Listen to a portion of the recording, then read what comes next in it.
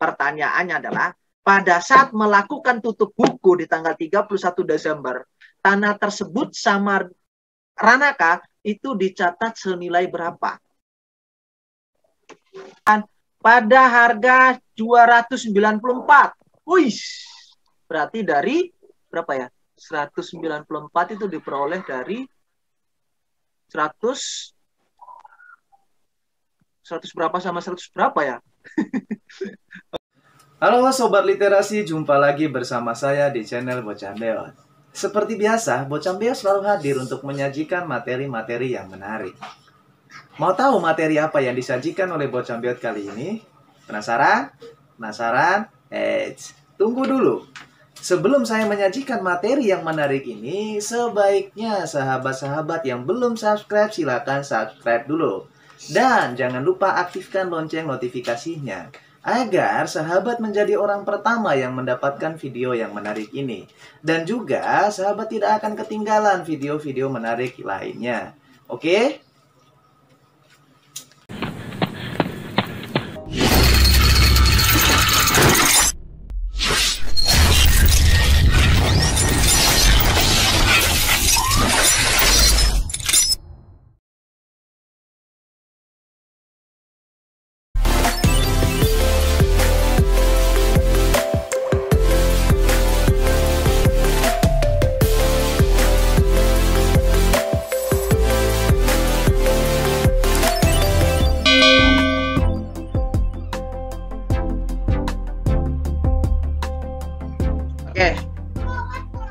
Untuk mengawali perjumpaan hari ini, maka saya sapa teman-teman semua. Assalamualaikum warahmatullahi wabarakatuh. Waalaikumsalam. Teman, apa kabar hari ini? Alhamdulillah. Alhamdulillah. Luar biasa. Nah, Luar biasa. itu dong, ya, begitu dong, ya. Alhamdulillah luar biasa. Nah, gitu ya. Jadi biar ceria gitu kan ya. Ini agar apa? Agar beban seharian tadi ya, dari jam 8 sampai dengan jam 18.00 itu sedikit hilang gitu ya. Sedikit hilang. Ya. Kalau saya biasanya seperti itu. Oke. Teman-teman, saya tidak perlu basa-basa lagi, ya, tidak perlu basa-basi lagi, tidak perlu basa-basahan lagi, tidak perlu basi-basi lagi, ya. Langsung saja saya menyajikan semua materi yang perlu kita diskusikan bersama hari ini. Ya, materi kita yang jelas adalah materi pertama, ya. Materi pertama, kalau minggu kemarin kita masih dengan kontrak, masih perkenalan, jadi hari ini langsung masuk ke materi. Untuk itu izinkan saya untuk share screen. Nah, ini yang saya sampaikan tadi adalah kalau moto seorang akuntan itu aku dengar, aku lupa, aku lihat, aku ingat, aku laksanakan, aku paham. Yang artinya apa? Di poin terakhir itu, aku laksanakan, aku paham. Yang artinya apa? Akuntansi jika tidak ada praktikumnya, maka tidak bisa paham. Akuntansi jika tidak ada praktek itu basi gitu kan ya, basi. Harus ada prakteknya sehingga dia bilang aku laksanakan, aku paham.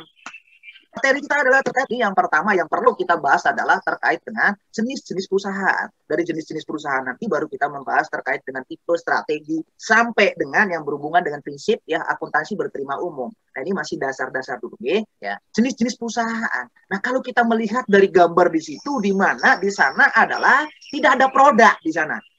Ya, tidak ada produk, tapi di sana itu kita melihat semua orang gitu kan ya. Kita hanya melihat perkumpulan dari orang yang dimana di situ adalah saling bertemu. Nah ini artinya apa? Ini artinya dia tidak punya produk yang diproduksikan, tapi dia punya jasa. Dia punya jasa.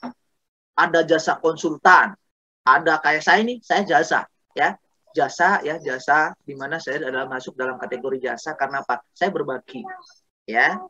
Teman-teman membeli jasa ya, jasa saya ya, bukan membeli ya bukan membeli, maaf, bukan membeli ya. Tapi teman-teman meminta saya untuk mendampingi teman-teman. Ini jasa. Ya. Kita tidak punya produk, tapi kita bisa ketemu. Nah, itu namanya adalah perusahaan jasa. Lalu yang kedua, kalau kita melihat di sana itu banyak ada produk gitu kan ya. Ada produk, tapi tidak ada mesin-mesin produksinya. Ya. Ada produk yang dijualkan, tapi tidak ada mesin produksinya. Nah, ini yang diartikan sebagai perusahaan dagang. Nah, perusahaan dagang itu dia hanya siap untuk menjual, tapi dia tidak punya mesin produksi. Ya. Secara sederhananya adalah perusahaan dagang itu adalah sebagai agen. Itu secara sederhananya sebagai agen. Banyak sekali di sekeliling teman-teman itu yang melihat terkait dengan gambar yang saya tampilkan ini. Supermarket, ya, mall, ya. Mall ya, di dalam mall itu banyak sekali juga yang termasuk dalam kategori perusahaan dagang. Ada juga jasanya, ya. Yang dimana kalau kita ke mall itu kita tidak melihat tidak terlalu melihat secara jelas terkait dengan mesin-mesin produksi, kecuali kalau teman-teman ke food cost gitu ya. Kalau ke food cost teman-teman bisa melihat kompor di sana gitu ya. Teman-teman kalau ke mall ya, kalau kunjungannya ke food cost gitu pasti lihat di sana ada mesin produksi, yaitu berupa kompor ya, berupa gas gitu kan ya, dan lain sebagainya. Ya, itu kalau yang senang-senang sukanya ke mall gitu ya. Ini namanya adalah perusahaan dagang. Lalu yang ketiga adalah, di sini kita sudah melihat, lebih besar lagi gitu kan ya. Yang terakhir ini adalah, kita melihat ada mesin produksi di sana. Ada orang yang mengerjakan sesuatu untuk menghasilkan produk. Nah, ini yang dinamakan sebagai perusahaan manufaktur. Ya. Karena apa? Dia memproduksikan sesuatu yang memang belum punya nilai atau yang belum punya rupa menjadi sebuah barang yang bernilai. Menjadi sesuatu yang punya nilai ekonomis. Nah, itu adalah sebagai perusahaan manufaktur. Dia mengolah barang bahan-bahan yang memang belum punya nilai sama sekali atau sudah ada nilai tapi belum tinggi gitu kan ya. Maka dia harus menciptakan nilai tambah dari barang tersebut. Sehingga dia ada produk, ada mesin untuk memproduksi. Maka kalau kita masuk kepada yang namanya manufaktur, maka di sini lebih canggih ya, mesin-mesinnya lebih canggih, akuntansinya juga lebih canggih. Mulai dari akuntansi dasar sampai dengan tingkat atas, akuntansi ada semua di manufaktur. Lebih-lebih lagi nanti ada namanya akuntansi biaya. Akuntansi biaya di sini adalah yang menyangkut terkait dengan penganggaran. Bagaimana kita menganggarkan biaya produksi. Agar apa? Agar bisa menentukan harga jual yang layak sesuai dengan pasar. Sehingga tidak produksi cuma-cuma, tidak produksi hanya asal produksi, tapi benar-benar menciptakan produk yang bernilai ekonomis ya, dan memiliki apa? Memiliki harga yang bisa diterima oleh konsumen. Itu. Nah, dari jenis-jenis ini maka kita coba melihat lagi gitu kan ya. Ada perusahaan jasa, ada perusahaan dagang, ada perusahaan manufaktur. Lalu kita melihat tipe dari ketiga ini seperti apa gitu kan ya. Perusahaan jasa dimiliki oleh siapa ya? Apakah nanti dia dimiliki oleh dalam bentuk organisasi atau dan lain sebagainya? Maka kita akan lihat materi yang berikut ini. Ya. Materi yang berikut ini menceritakan terkait dengan tipe organisasi perusahaan. Perusahaan jasa, perusahaan dagang, perusahaan manufaktur itu tidak terlepas dari yang namanya organisasi itu bentuknya apa. Maka yang pertama kita melihat adalah organisasinya itu dalam bentuk perorangan. Ya, dalam bentuk perorangan. Kalau perorangan itu berarti dimiliki oleh seseorang atau dimiliki oleh perorangan. Yang dimana sumber daya keuangannya itu lebih besar dibandingkan dengan perusahaan perseorang lainnya. Nah, kalau kita melihat ya dari perusahaan perorangan ini ternyata memiliki kelemahan yang sangat besar gitu kan. Jadi tidak gampang kalau seseorang itu memiliki perusahaan. Karena apa? Ya, yang pastinya sumber daya keuangannya terbatas gitu kan ya. Meskipun tadi dia katakan apa? Sumber daya keuangannya lebih besar gitu kan ya. Lebih besar. Ya, karena tidak dibagi-bagi gitu kan ya, tidak dibagi-bagi. Ya. Namun di sini adalah ya dia memiliki ya sumber daya keuangan yang terbatas. Yang artinya apa? Kalau punya sendiri mau untung besar, pasti modalnya juga besar. Diusaha oleh siapa? Diusaha sendiri. Nah, beda kalau misalnya yang berikut ini. Nah, kalau yang berikut ini adalah perusahaan persekutuan. Kalau persekutuan itu pastinya adalah ya kemudahan pengaturan. Jadi mudah diatur. Kalau satu tidak bisa untuk mengoperasikan, maka ada yang satu lagi. Ya, karena namanya sekutu pasti dimiliki oleh lebih dari satu orang. Jika dimiliki oleh lebih dari satu orang, itu artinya apa? Ya, mudah sekali untuk mengatur. Satunya menguasai terkait dengan bisnis, satunya menguasai terkait dengan keuangan. Satu lagi menguasai terkait dengan teknologi. Oh, lengkap sudah. Ya. Menguasai teknologi, menguasai bisnis, ya, dan menguasai keuangan. Ini lengkap. Nah, kalau miliki sendiri, kalau punya sendiri pastinya ya banyak sekali yang harus kita kuasai. Mulai dari kita harus bisa mengolah keuangan, kita harus bisa bisnis, kita harus paham teknologi dan lain sebagainya. Repot. Benar untungnya itu adalah di PDW gitu kan ya. Benar untungnya untuk sendiri. Tapi dalam hal operasionalnya itu belum tentu ya semudah yang kita inginkan. Nah, namun kewajiban dalam hal yang berkaitan dengan persekutuan ini adalah memang kewajibannya itu tidak terbatas gitu kan ya. Jadi semua orang itu memiliki kewajiban yang sama, memiliki hak yang sama ya dan memiliki tanggung jawab yang sama. Nah, repotnya gitu ya. Misalnya ya satu hanya cuman punya modal 20 juta. Yang satu ya dia punya modal tapi tidak punya gedung. Nah, yang satu punya gedung tapi nilai gedungnya itu 100 juta. Mereka membuat perusahaan. Nah, mereka membuat sebuah persekutuan. Dua orang ini, yang satu punya modal, yang satu punya gedung. Nah, di sini memang tidak ada adil gitu kan ya, tidak ada keadilan. Karena apa? Satu memiliki gedung dengan nilainya itu adalah 100 juta. Sementara yang satu orang hanya memiliki modal yang jumlahnya adalah 20 juta. Dalam hal kerugian ditanggung bersama. Dalam hal untung, ya dibagi bersama. Operasional perusahaannya yuk berjalan bersama. Itu kalau persekutuan. Lalu yang berikutnya adalah kita masuk kepada yang namanya koperasi dan juga yang berkait dengan perseroan terbatas. Kalau perseroan terbatas itu keunggulannya dia itu adalah ya kemampuan untuk mendapatkan sumber daya dalam jumlah besar itu melalui penerbitan saham. Artinya apa? Ya, kalau sudah dalam bentuk perseroan ya di sini sudah ya sudah lebih ribet lagi gitu kan ya. Pasti sumber daya yang dibutuhkan tuh banyak, ya. Baik itu sumber daya alam, sumber daya manusia, pasti membutuhkan sumber daya yang banyak. Namun keuntungannya dia adalah jika dalam hal ya dia kekurangan dana, maka dia bisa menerbitkan saham yang bisa dijualkan di pasar modal, yang dimana di sana nanti akan menarik semua investor. Jika dia mau expand, ya, gitu kan ya, atau dia dalam kondisi cash flow-nya kurang bagus. Maka jalan satu-satunya adalah menerbitkan saham. Menerbitkan saham tidak terlalu banyak uangnya. Ya. Cukup dia mengeluarkan biaya yang berkaitan dengan biaya penerbitan saham. Habis itu dia edarkan di pasar modal. Namun di sini adalah kelemahan yang paling penting di sini adalah ada yang namanya pengenaan pajak ganda. Itu kalau perseroan. Perseroan itu ada pengenaan pajak ganda. Ya. Karena apa? Ya. Pajak itu pasti banyak sekali. Ya, ada PP 21, PP 23, PP 25, PP 26 dan lain sebagainya. Ya. Produk juga ada PPN. Ya. Habis itu juga mungkin ada yang terkait dengan pajak, terkait dengan apa? Terkait dengan brand dan lain sebagainya. Ya, sehingga memang kalau dalam bentuk PT itu memang ya mencari dananya itu lebih mudah dibanding perorangan.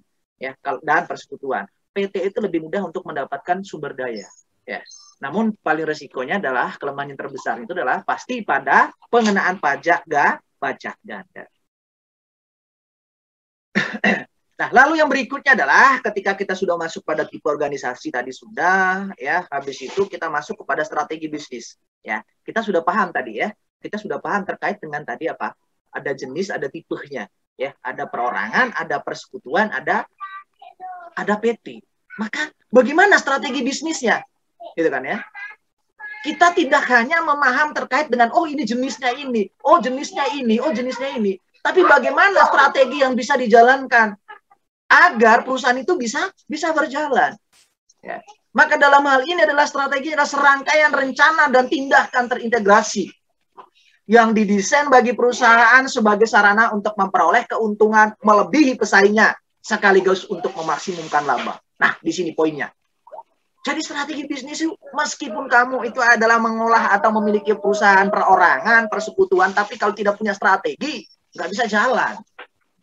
Yang dimana strategi itu memang didesain, ya, didesain untuk apa? Untuk memperoleh nilai yang lebih. Baik itu produknya itu harus memiliki nilai tambah dari yang lain, harga produknya itu juga harus bersaing di pasar, ya, brandnya juga tuh harus terkenal di mana-mana, harus punya strategi. Nah, kalau kita melihat yang pertama yang paling menonjol adalah terkait dengan strategi biaya rendah. Nah, strategi bisnis dalam perusahaan itu yang pertama adalah strategi biaya rendah. Apa yang dimaksud dengan strategi biaya rendah? Ya, strategi biaya rendah di sini adalah suatu perusahaan mendesain dan menghasilkan produk atau jasa dengan kualitas yang diterima konsumen pada biaya yang lebih rendah dibanding dengan para pesaing.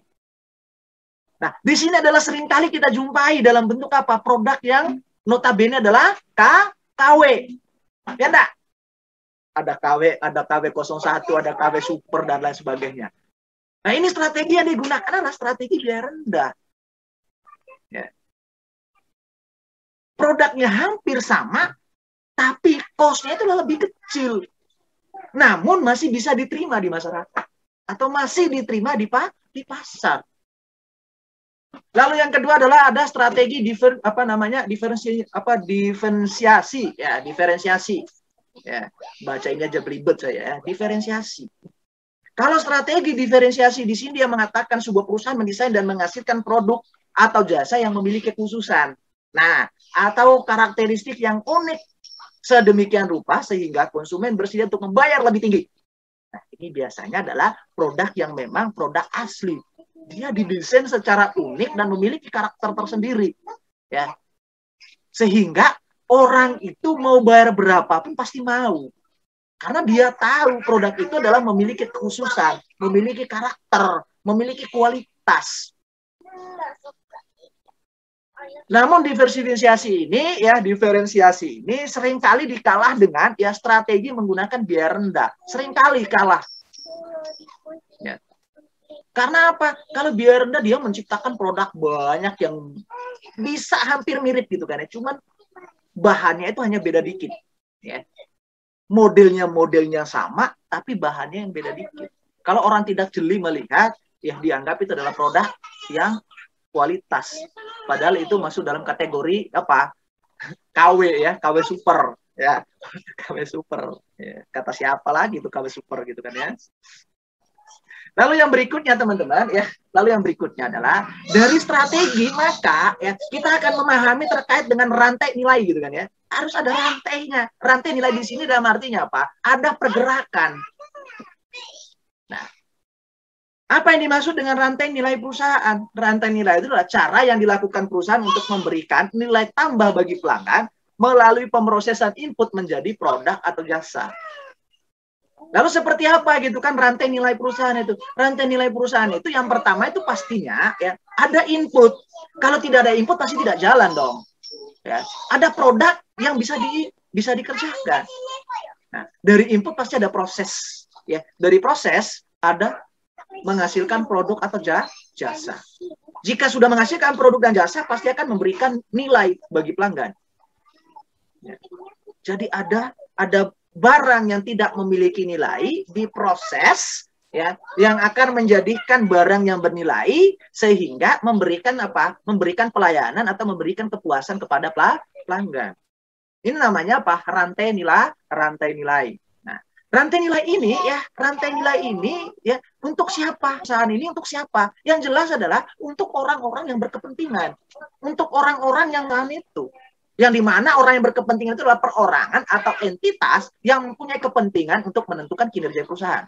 Terkait dengan kerja itu, ya, orang tersebut adalah ada pihak internal, ada pemilik, ada manajer, ada karyawan, dan ada kreditur, ada pemerintah.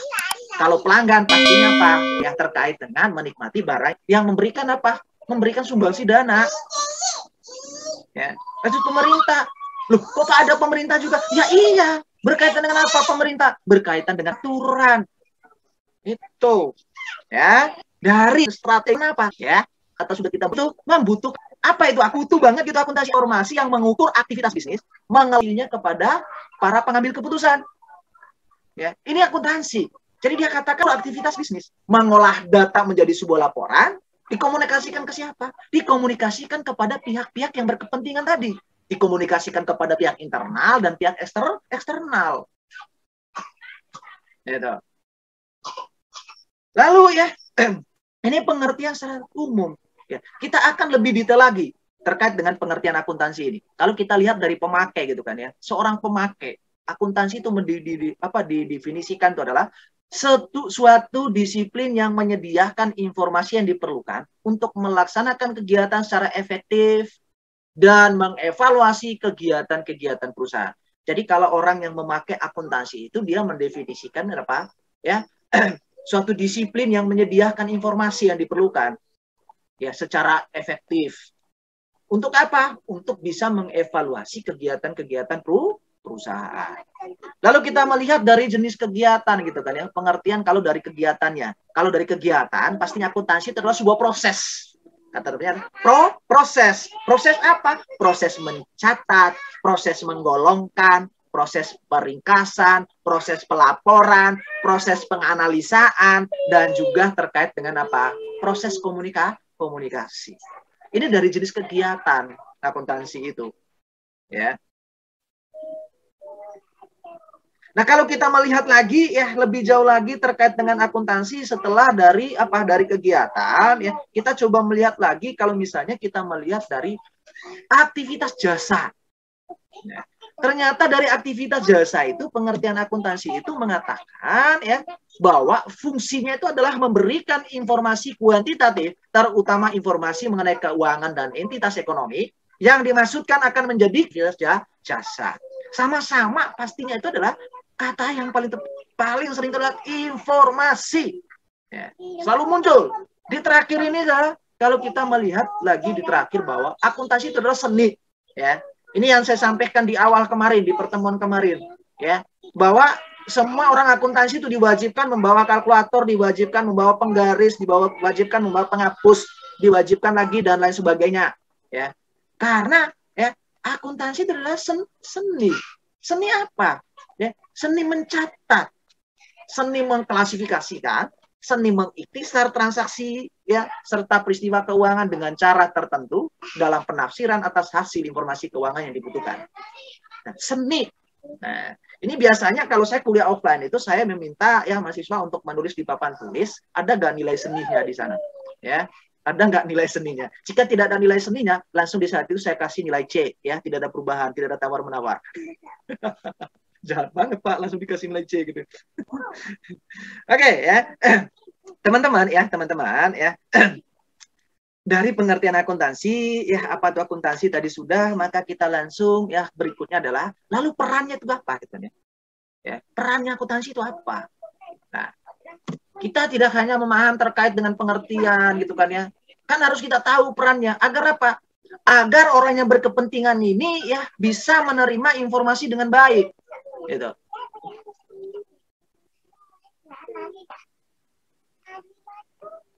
Oke. Ya. Peran akuntansi itu yang pertama adalah pastinya ya dia harus mengidentifikasi pihak-pihak yang berkepentingan tadi. Ya, harus diidentifikasi ya. Harus dia pahami dulu siapa-siapa orang yang membutuhkan informasi. Siapa-siapa orang yang membutuhkan laporan keuangan. Maka harus diidentifikasi. Maka di sana itu pastinya ada apa? Tadi pihak-pihak yang berkepentingan. Identifikasi. Ya. Jika sudah diidentifikasi, maka apa? Maka kita bisa mengetahui terkait dengan kebutuhan yang dia inginkan. Apa kebutuhan dari orang ini? Ya. Manajer keinginannya apa? Pelanggan kebutuhannya apa? Dan dari kebutuhan ini baru bisa kita mengambil keputusan yang berkaitan dengan kita merancang sebuah sistem. Ya, kalau kita tidak mengetahui terkait dengan kebutuhan mereka, maka bagaimana kita merancang sebuah sistem yang baik yang berkaitan dengan akuntansi ini? Nah, jika kita sudah merancang sebuah sistem, maka akan muncul catatan ekonomik, ya, catatan data ekonomik di sini yang berkaitan dengan aktivitas dan peristiwa bisnis. Ya. Karena apa? Ya, karena sudah kita rancang sebuah sistem, sudah tersistematis, maka ya dengan mudah kita mencatat semua peristiwa-peristiwa yang terjadi dalam aktivitas bisnis kita. Nah, dari catatan dan peristiwa ini akan berkomunikasi atau akan dikomunikasikan kepada siapa? Kepada pihak-pihak yang berkepentingan. Ya. Komunikasi apa yang disampaikan? Yang berkaitan dengan laporan keuangan. Ya, di mana di sana kita lihat adalah menyusun laporan keuangan untuk pihak yang berkepentingan. Mengidentifikasi, setelah kita identifikasi, maka kita tahu terkait dengan kebutuhannya. Begitu tahu kebutuhannya, maka kita merancang sebuah sistem untuk memenuhi kebutuhan mereka. Ya. Dari sistem ini kita bisa catat terkait dengan peristiwa bisnis. Nah, peristiwa bisnis ini biasanya dibentuk dalam sebuah laporan, yaitu laporan apa? Laporan keuangan. Laporan keuangan ini yang akan dikomunikasikan lagi kepada siapa? Kepada pihak eksternal dan pihak internal. Dari perannya kita sudah paham, maka etikanya itu bagaimana kan gitu ya. Jadi kita jangan hanya karena tahu tadi masalahnya apa, kita keluar dari etika gitu kan ya. Kita keluar dari etika. Itu tidak boleh gitu kan ya. Tidak boleh keluar dari yang namanya etika. Etika. Yang dimana di sini ada namanya etika bisnis. Ya, etika bisnis. Nanti teman-teman di semester atas akan mendapat sebuah mata kuliah terkait dengan etika profesi. Ya, etika profesi. Lalu apa etika bisnis yang dijalankan dalam akuntansi itu? Nah, kita pahami dulu etika itu apa? Etika itu adalah prinsip moral yang menjadi dasar bagi perilaku yang etis. Nah, ini kita pahami dulu.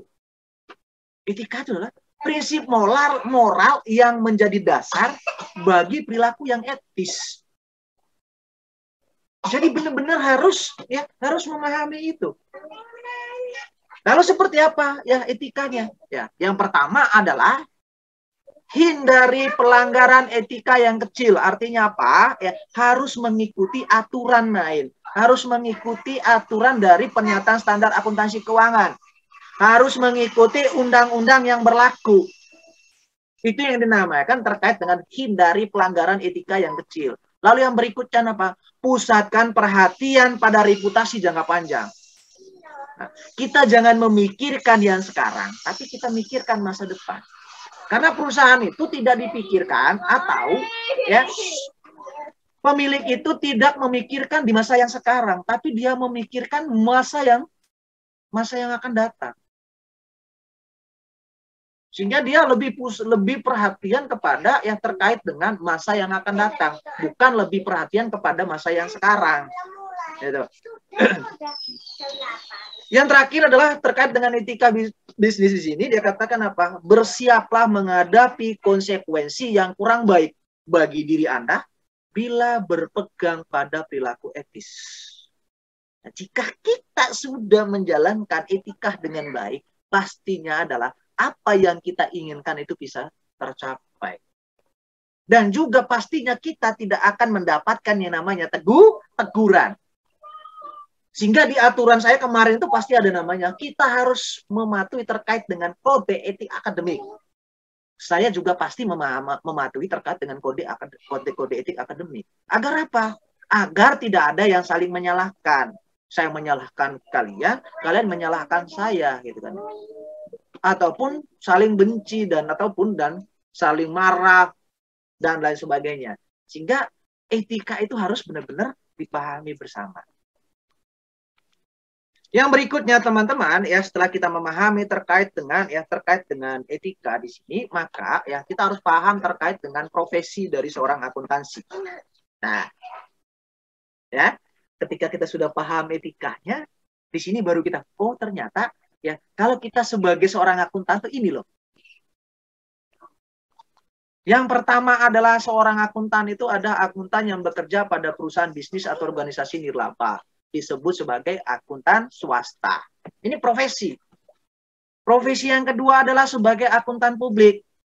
Nah, akuntan publik di sini adalah akuntan yang staf yang memberikan jasa akuntansi berdasarkan honor. Ini namanya akuntan publik. Nah, akuntan publik ini siapa sebetulnya? Akuntan publik di sini adalah seorang audit eksternal yang dia bekerja berdasarkan kerjasama. Dia bekerja berdasarkan permintaan. Itu namanya akuntan publik. Akuntan publik itu adalah auditor. Ya. Kalau akuntan swasta itu siapa? Akuntan swasta itu adalah orang-orang yang bekerja di perusahaan tadi disinggung, ya. Lalu yang terakhir adalah ada yang namanya bidang akuntansi khusus. Nah, bidang akuntansi khusus yaitu ada akuntansi keuangan dan juga akuntansi manajemen. Kalau akuntansi manajemen ini lebih kepada terkait dengan menyelesaikan masalah-masalah yang berhubungan dengan masalah keuangan. Ya, masalah keuangan di sini terkait dengan ada strategi gitu kan ya, yang berkaitan dengan apa? Anggaran. Ya. Kalau akuntansi keuangan itu berhubungan dengan apa? Akuntansi keuangan itu berhubungan dengan seorang yang punya ahli dalam apa? Membuat laporan keuangan. Dan juga yang berkaitan dengan yang memiliki keahlian dalam akuntansi biaya. Gitu. Nah, bidang khusus di sini adalah untuk akuntansi keuangan itu ada akuntansi biaya, ya. Habis itu ada kalian terkait dengan kalian dalam pembukuan. Kalau akuntansi manajemen ini yang berhubungan dengan menyelesaikan masalah-masalah yang berhubungan dengan keuangan, ya. Memiliki keahlian khusus. Sehingga teman-teman nanti akan mendapatkan yang namanya juga mata kuliah akuntansi manajemen. Ya. Juga mendapat mata kuliah yang berkaitan dengan akuntansi keuangan. Juga mendapatkan akuntansi publik, yaitu nanti mendapatkan materi yang terkait dengan audit. Ya, pengauditan nanti pasti dapat. Akuntansi keuangan pasti nanti dapat yang penganggaran, akuntansi biaya, akuntansi keuangan lanjutan 1, lanjutan 2, menengah 1, menengah 2. Akuntansi manajemen nanti teman-teman juga dapat. Bagaimana teman-teman menganalisa keuangan. Nah, itu analisa keuangan itu ada di akuntansi manajemen. Ya, terkait dengan probabilitas, ya, liabilitas, itu nanti di akuntansi manajemen. Yang berikutnya teman-teman yang perlu kita pahami adalah dari profesi, ya dari profesi maka kita beranjak kepada konsep dasar dari akuntansi. Ya, nih kita lebih jauh lagi ya, pemahamannya harus kita lebih jauh lagi. Ya, konsep dasar akuntansi itu, ya dasar akuntansi itu ada 8. Ya, ada 8 konsep dasar dari akuntansi. Yang pertama itu adalah konsep entitas bisnis. Kalau konsep entitas bisnis ini adalah kepemilikan aset dan kewajiban antara pemilik dan perusahaan itu tidak boleh disamakan. Nah, jadi aset pemilik dan aset perusahaan itu tidak boleh sama. Ini namanya ya konsep entitas bisnis. Jadi bisnis ya bisnis, ya. Keluarga, ya. Kantong bisnis sama kantong pribadi itu harus beda. Jangan sampai sama. Kalau pribadi itu di tangan di kanan, ya bisnis itu di kiri atau di balik gitu kan ya. Jangan sampai sama. Yang kedua adalah ya terkait dengan konsep pengukuran uang. Kalau konsep pengukuran uang ini adalah uang merupakan alat tukar yang paling umum dan dianggap paling tepat untuk mencatat aktivitas ekonomi. Dan yang paling penting juga adalah uang itu adalah segala-galanya. Sehingga semua orang itu melakukan usaha itu pasti tujuan utamanya untuk mendapatkan uang. Jika sudah mendapatkan uang, harapannya apa? Harapannya kehidupannya lebih layak. Itu ternyata di konsep dasar akuntansi itu ada. Lalu yang ketiga apa? Yang ketiga adalah konsep kelangsungan usaha. Kalau konsep kelangsungan usaha ini adanya statement bahwa sebuah perusahaan diandaikan terus berjalan dalam waktu yang tidak ditentukan. Artinya apa? Konsep kelangsungan usaha itu mengharapkan perusahaan itu jangan sampai mandek, gitu kan ya. Terus beroperasi, terus melayani permintaan pelanggan, terus menghasilkan profit.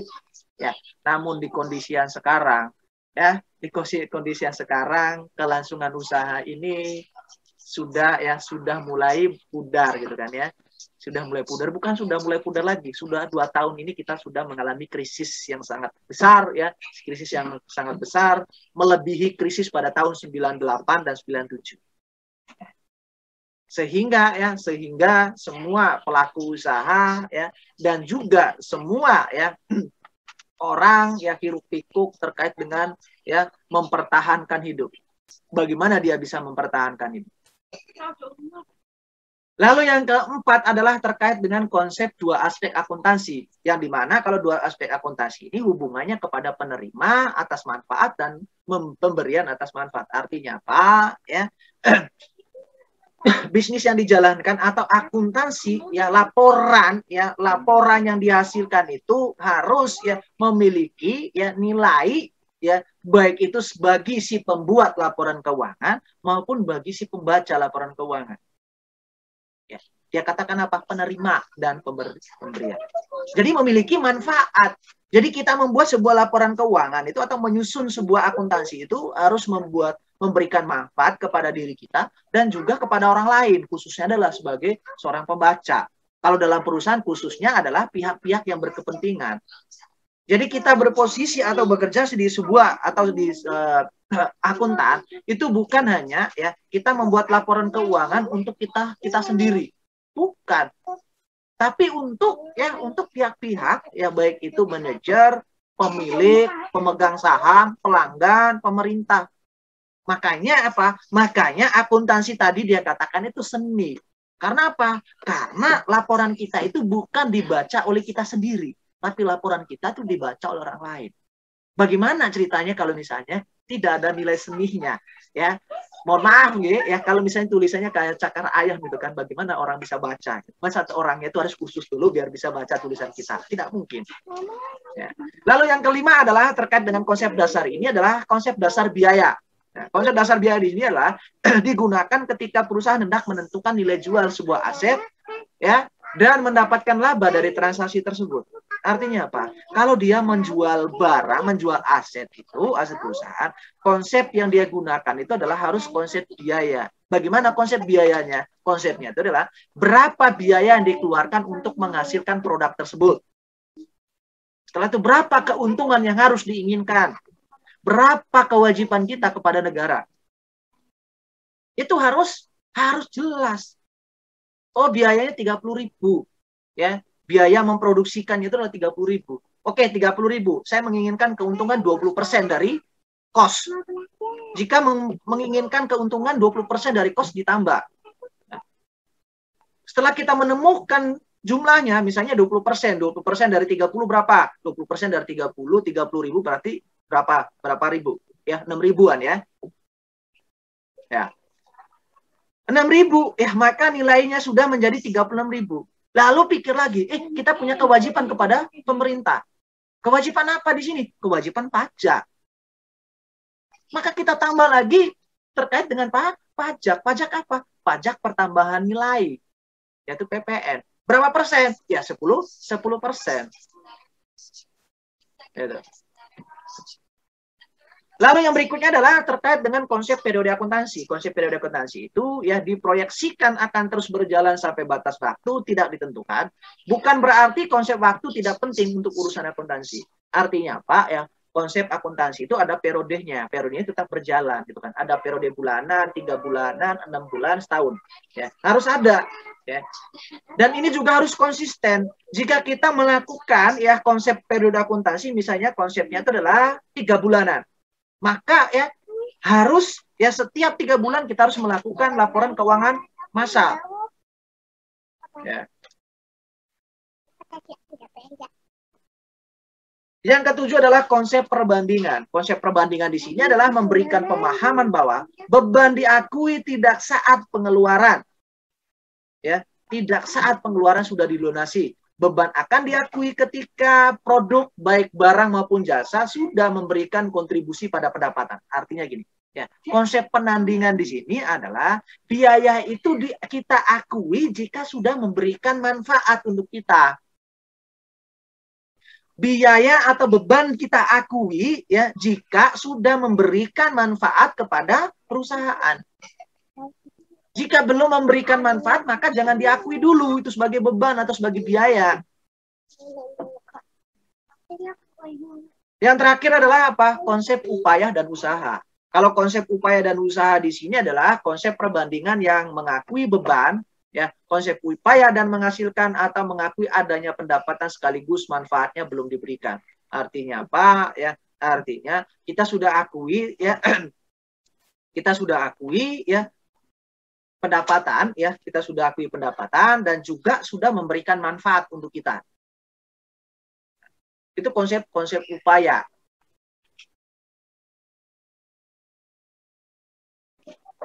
Oke.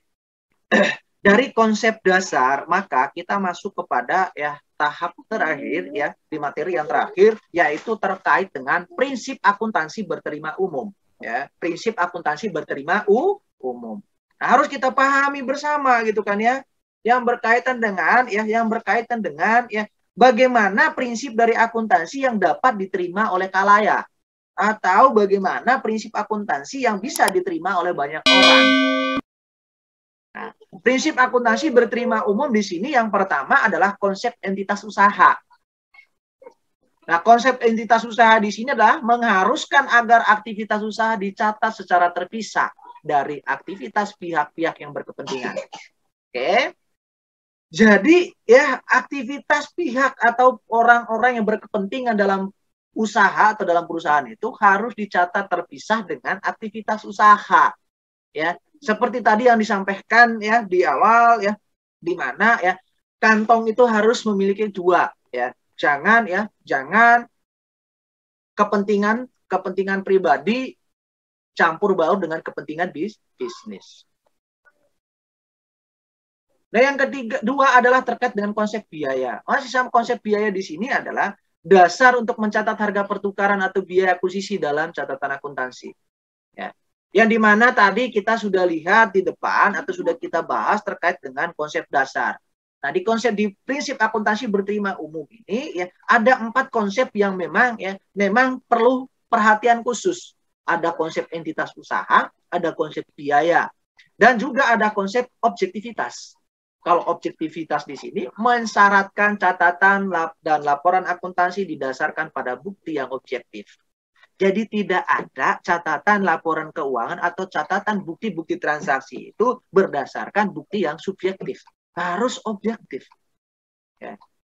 Dan akuntansi itu tidak menerima yang namanya ya kalau saya sering mengatakan ya katanya. Ya, saya sering menyampaikan bahwa akuntansi itu tidak menerima yang berkaitan dengan informasi katanya. Ya, kalau katanya itu bukan akuntansi. Karena di konsepnya itu ada konsep objektivitas.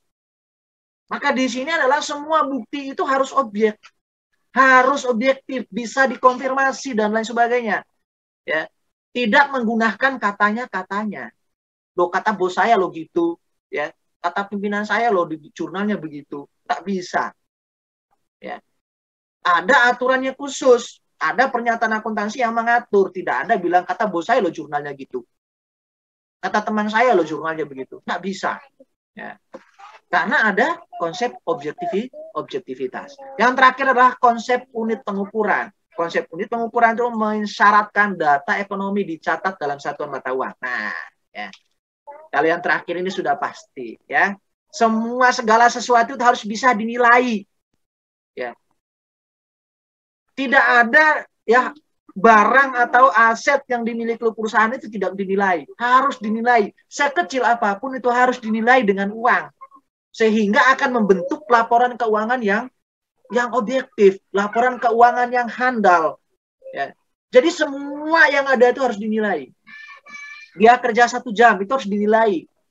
Berapa nilainya?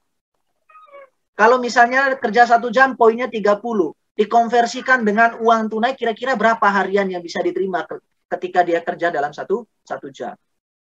Itu namanya konsep unit pengukuran.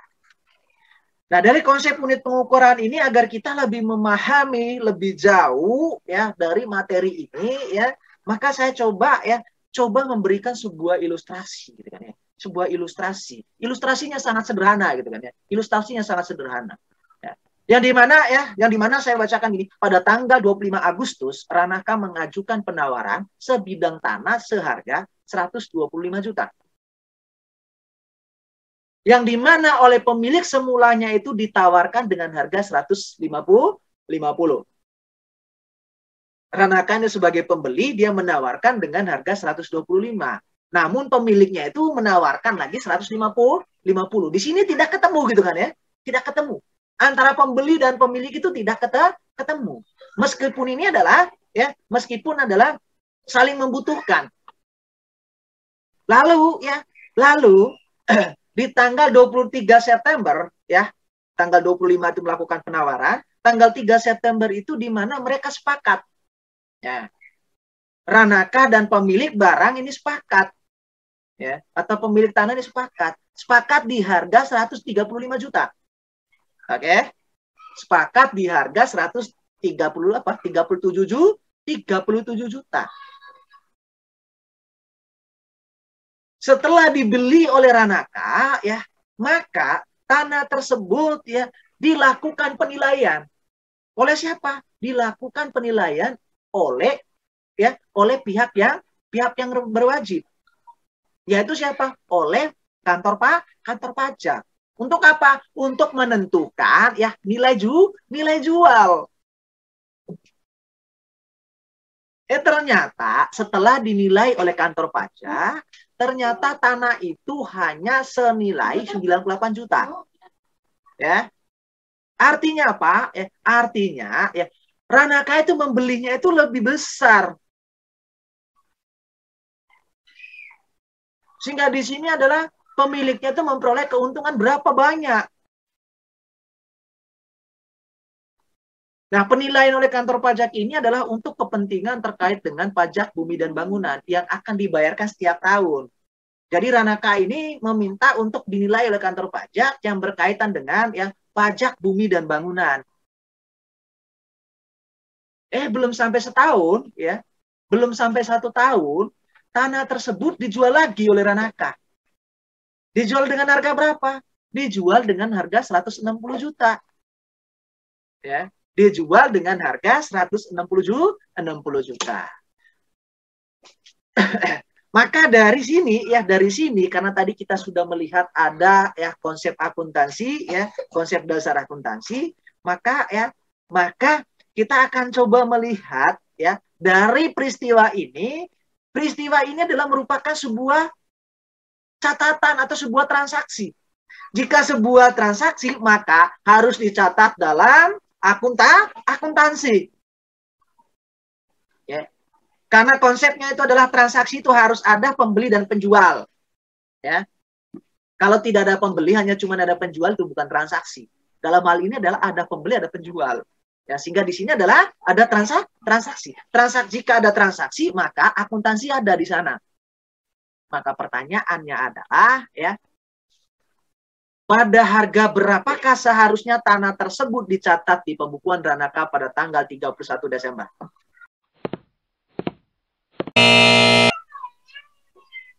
Rahmat Badrianto, Bahardiana.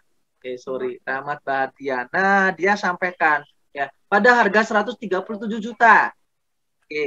Habis itu Mas Muhammad Suhrowardi, dia menyampaikan pada harga 294. Wih, berarti dari berapa ya? 194 itu diperoleh dari 100 berapa sama 100 berapa ya? Oke lah. Yang lain mungkin ada lagi? Ini siapa lagi? Ini ada Muhammad Alvito mengatakan pada harga 65, Pak. Oke. 65. Tanah tersebut dicatat di pembukuan Ranaka 31 Desember adalah 65 juta. Oke. Ya, yang pastinya teman-teman punya alasan tersendiri dan punya perhitungan tersendiri dengan nilai yang sudah diberikan. Ada lagi? Ada lagi? Oke, jika tidak ada lagi maka saya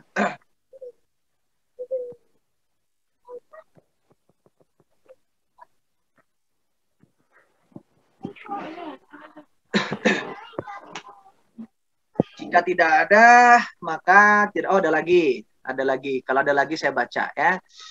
Yang berikutnya datangnya dari Mbak Vivi Nanda Septia, dia mengatakan 27 juta, Pak. Oke, yang berikutnya datang dari Alfasal Sabila, ya Mbak Salbila. Ya, bukan Nisa Sabian ya, bukan ya. Tadi dia mengatakan 202, Pak.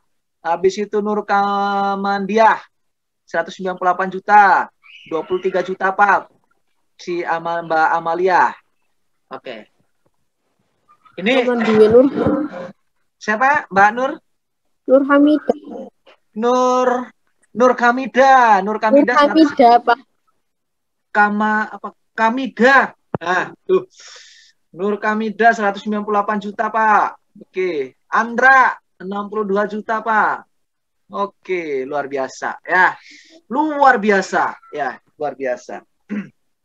Teman-teman ya, teman-teman. Yang dicatat nilai, ingat ya, dia katakan nilai tanah gitu kan ya. Yang dicatat itu harga tanah di pembukuan 31 Desember. Coba kita garis bawah di situ. Berapa harga berdasar berapakah harga seharusnya tanah tersebut dicatat di pembukuan Ranaka? Harga seharusnya yang dicatat itu berapa? Hanya tadi satu, ini ada lagi siapa lagi nih? Ada lagi 98 Mbak Laura. Oke, Mbak Laura. Hanya satu dari sekian ini yang masuk. Ya. Yang hanya satu. Yaitu kita tepuk tangan ya. Bukan semua benar, ya, semua benar karena pasti punya alasan tersendiri perhitungannya seperti apa. Ya, semua benar, ya, kita tepuk tangan kepada Rahmat Baharadudin, ya. Bahardian, sorry ya. Mas Rahmat Bahardian yang mengatakan 130 juta, Pak. Di buku Ranaka itu dicatat senilai 130 juta. Loh, Pak, 160 bagaimana? Loh, Pak, 98 bagaimana? 98 juta itulah sebagai dasar penentuan, bukan harga, tapi sebagai dasar untuk menentukan berapa pajak yang harus dibayarkan setiap tahun. Bukan harga. 98 itu adalah sebagai dasar penentuan pajak. Lalu 160 itu adalah nilai jual. Yang artinya apa? Di 31 Desember dia harus mengakui adanya keuntungan. Itu. Sehingga di sini adalah yang dicatat nilai tanah tersebut dicatat pada pembukuan, yaitu adalah pada 31 Desember adalah 137 juta. Ini yang dinamakan sebagai konsep biaya, yang dimana tanah tersebut harus dicatat sebesar biaya pertukarannya atau biaya berharga belinya. Ya, bukan yang dicatat berdasarkan harga jualnya, tapi harga beli. Di sini kan saya mengatakan Ranaka mencatat. Artinya apa? Ya, Ranaka mencatat pada saat dia memperoleh tanah tersebut. Yaitu 137 juta. Bapak, Ibu, teman-teman, kakak, adik, mbak, mas yang saya banggakan. Materi kita yang terakhir adalah terima kasih, kita ketemu di lain waktu ya. Untuk itu materi hari ini kita sampai di sini dulu ya. Dan tinggal kita nanti bertahap lagi. Nah, bertahap lagi masuk terkait dengan transaksinya. Nah, dasarnya sudah ada dari G ya, ada konsep ya, konsep biaya, etika bisnis, habis itu pengertian akuntansi itu apa ya. Kenapa akuntansi sangat dibutuhkan? Nah, akuntansi itu karena apa? Karena akuntansi akan mengeluarkan atau menghasilkan produk yang dibutuhkan oleh pihak-pihak yang berkepentingan. Pertanyaannya adalah, apa produk dari akuntansi? Ya, apa produk dari akuntansi?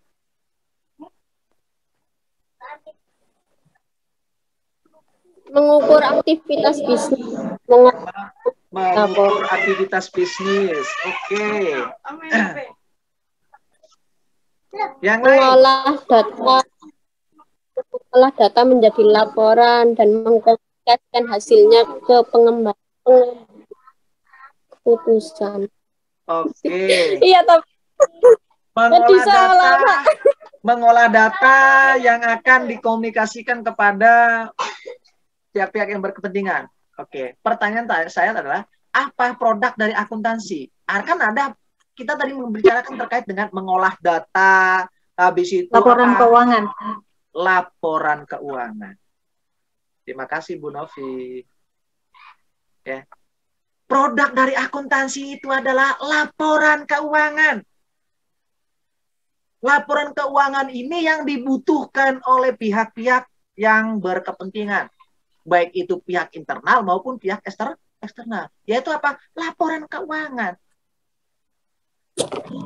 Laporan keuangan itu apa aja? Ya, laporan keuangan itu nanti kita akan bahas di pertemuan berikutnya. Apa aja sih laporan keuangan itu? Ya, nanti kita akan bahas di pertemuan berikutnya. Oke.